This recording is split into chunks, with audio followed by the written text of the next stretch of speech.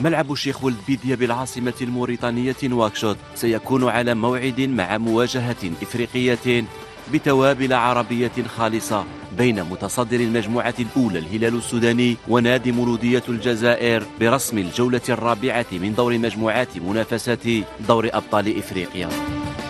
مواجهة يدخلها النادي السوداني وعينه على تجديد فوزه على أعرق الأندية الجزائرية مولودية العاصمة بعدما أسقطه بهدف ذهابا ليحسم التأهل بجدارة واستحقاق، خاصة وأنه حقق 3 انتصارات متتالية، خاصة وأن رفقاء المهاجم محمد عبد الرحمن غربال عينهم على مواصلة المشوار دون خطأ والبقاء في صدارة المجموعة.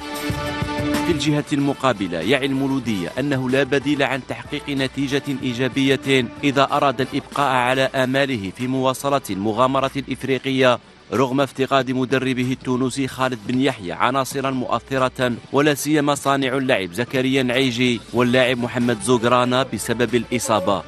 لكن رفقاء بن خماسة سيدخلون المواجهة بمعنويات مرتفعة، خاصة بعد تحقيقهم لانتصارين في منافسة البطولة والكاس تجعلهم يدخلون معترك دور الأبطال بثقة أكبر لمحو خسارة الذهاب.